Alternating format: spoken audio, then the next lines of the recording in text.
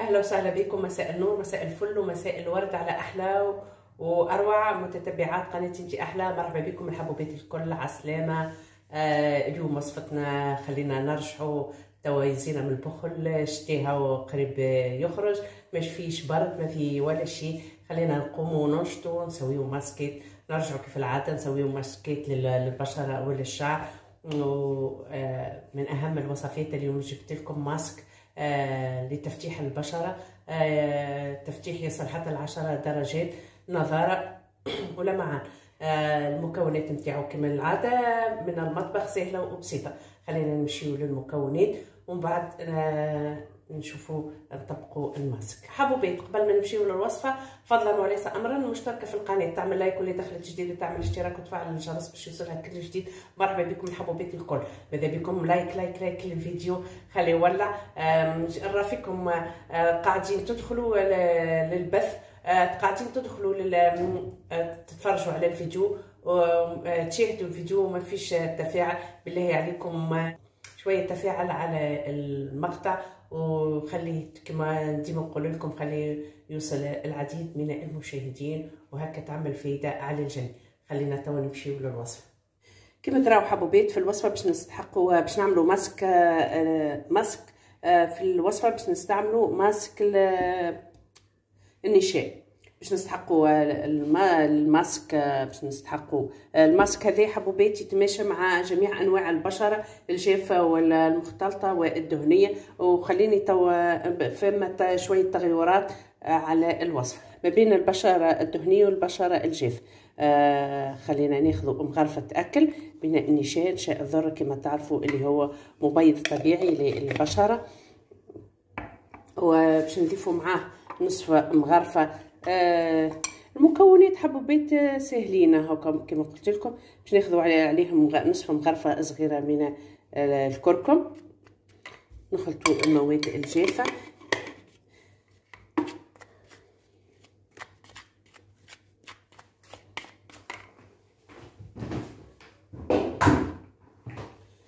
نضيفوا لها قطرات من ماء الورد، ماء الورد الطبيعي اللي محضرته انا في البيت. وباش نضيفوا لها الحامض. هذه بالنسبه للبشره الدهنيه نحطوا الحامض، نضيفوا الحامض للبشره الدهنيه. الليمون، نحطوا الليمون، هذا بيكون من الليمون الاصفر. خلينا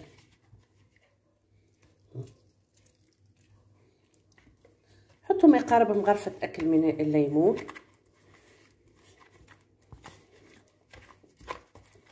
خليط نحبوه كريمي، خليني نزيد شويه ماء ورد.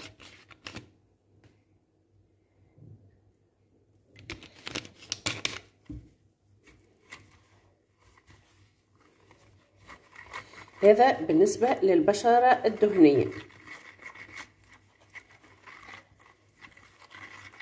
كما تعرفوا النشاء مع الليمون يزيل اكذا الزيوت الزايده والزهم اللي يكون على البشره الدهنيه. هذا بالنسبه للبشره الدهنيه. درتوه الخليط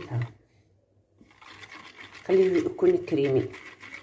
ممكن انا زرفت يدي شويه في ماء الورد، خليه يكون عاقد شوي.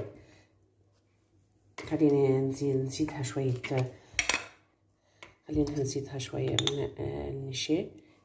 لازم الخليط يكون كريمي، ما يكونش سائل باش نجمو نطبقوه على البشره.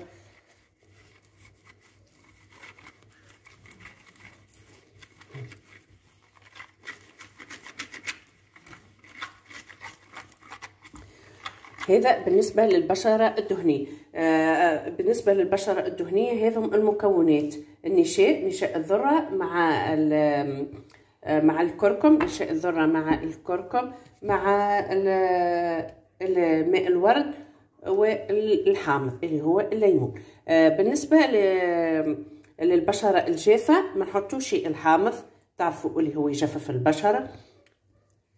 ماذا بكم حبوبات تضيفوا مغرفه صغيره من العسل.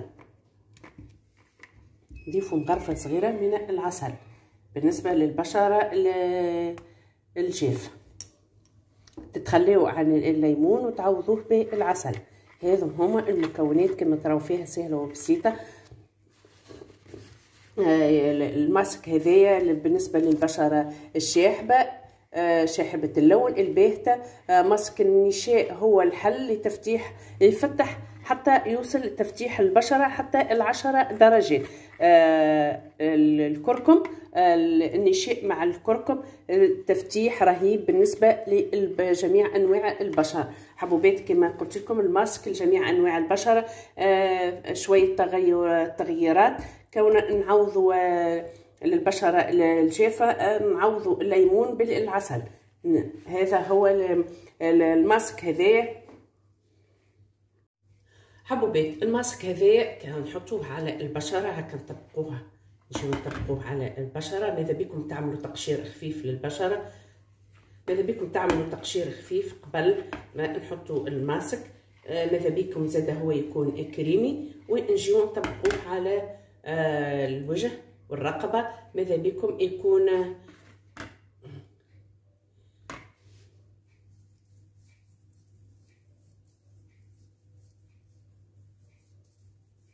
نحطوه هكا ونفرك وريتو.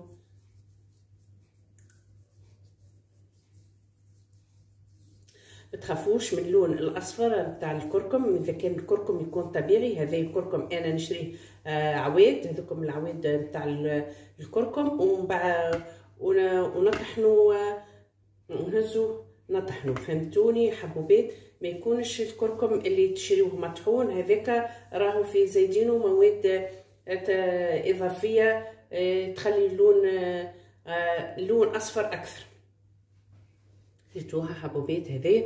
بعد نغسلوه نخليوه لمده 20 دقيقه حتى يجف، ومن بعد نغسلوه بالماء الفاتر ثم البارد، ورطبوه بعدها باي كريم، كريم اللي تناسب البشره الجافه، والا كريم للبشره الدهنيه والبشره المختلطه. اذا كان بقى المكان اصفر ما تخافوش، تاخذوا شويه القليل من الحليب وتحطوا فيه قطنه والا بمناديل المطبخ وتمسحوا بعد ما تغسلوا اذا كان قد اصفر. اما هو باذن الله راه ما يقعدش اصفر.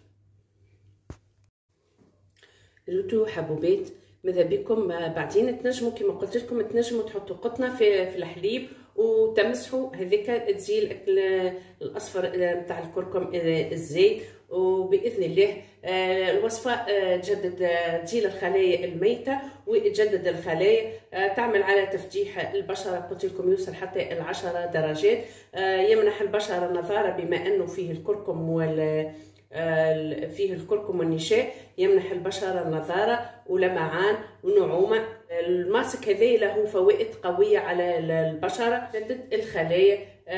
ننصحكم به، جربوها، ما تخافوش من اللون الاصفر، راهو تغسلوا بالباهي باذن الله، مع شويه قطنه تحط في الحليب وتمسح، والا مناديل المطبخ ما يقعدش اللون الاصفر.